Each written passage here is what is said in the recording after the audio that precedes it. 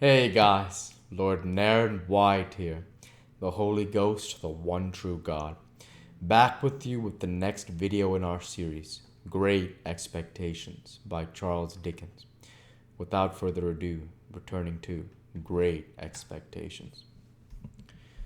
She hung upon Estella's beauty, hung upon her words, hung upon her gestures, and sat mumbling her own trembling fingers while she looked at her, as though she were devouring the beautiful creature she had reared.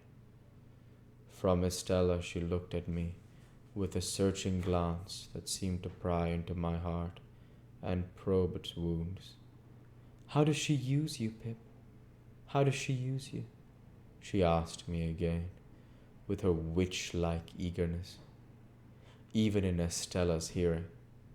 But when we sat by her flickering fire at night, she was most weird, for then, keeping Estella's hand drawn through her arm and clutched in her own hand, she extorted from her, by dint of referring back to what Estella had told her in her regular letters, the names and conditions of the men whom she had fascinated.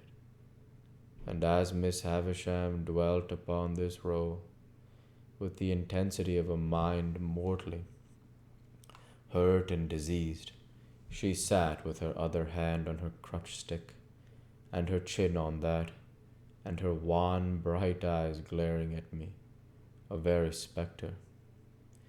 I saw in this, wretched though it made me, and bitter the sense of dependence, and even of degradation, that it awakened. I saw in this that Estella was set to wreak Miss Havisham's revenge on men, and that she was not to be given to me until she had gratified it for a term. I saw in this a reason for her being beforehand assigned to me, sending her out to attract and torment and do mischief. Miss Havisham sent her with the malicious assurance that she was beyond the reach of all admirers, and that all who staked upon that cast were secured to lose. I saw in this that I, too, was tormented by a perversion of ingenuity, even while the prize was reserved for so long. I saw in this the reason for my being staved off so long, and the reason for my late guardian's declining to commit himself to the formal knowledge of such a scheme. In a word, I saw this. Miss Havisham, as I had her, then and there before my eyes, and always had her before my eyes. And I saw this, the distinct shadow of the darkened and unhealthy house, in which her life was hidden from the sun. The candles that lighted the room of hers were placed in the sconces on the wall. They were high from the ground, and they burned with the steady dullness of artificial light in air that is seldom renewed.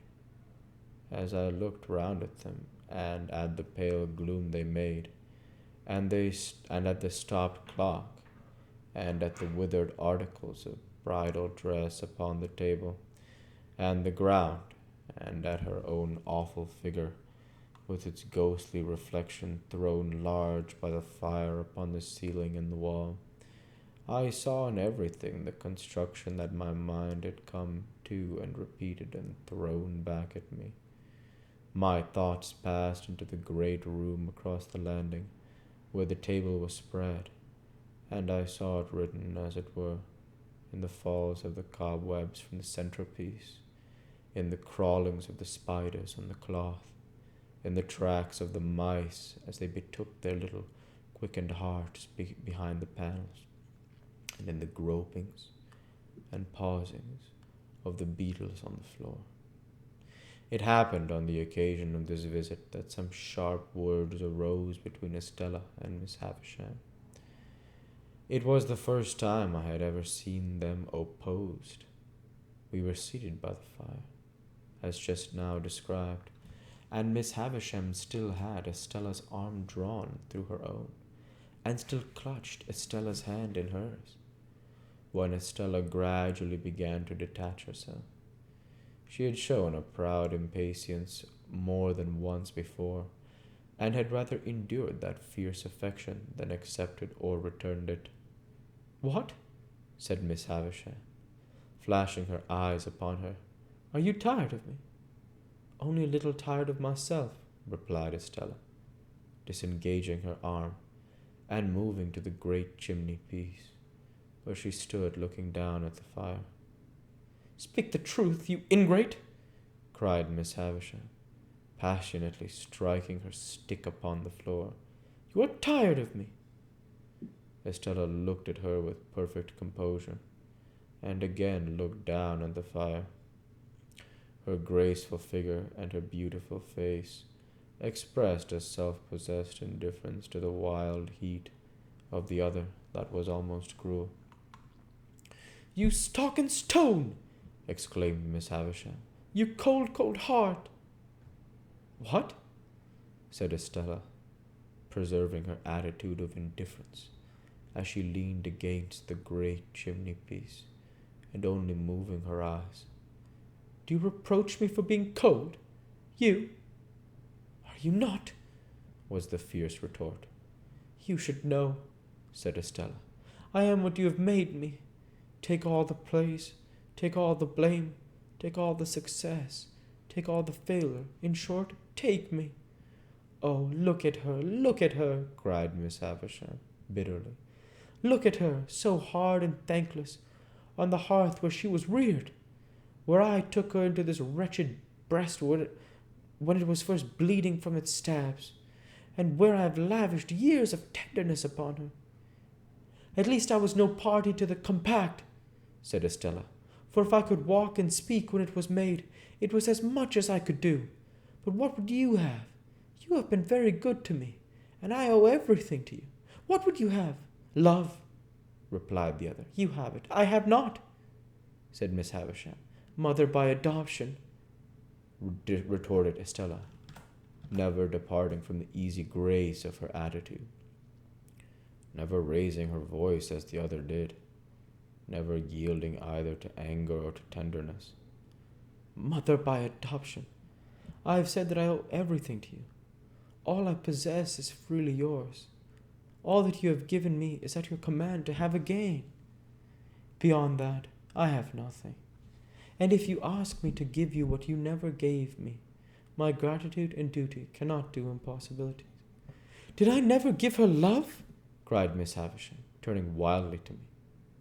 "Did I never give her a burning love, inseparable from jealousy at all times, and from sharp pain, while she speaks thus to me?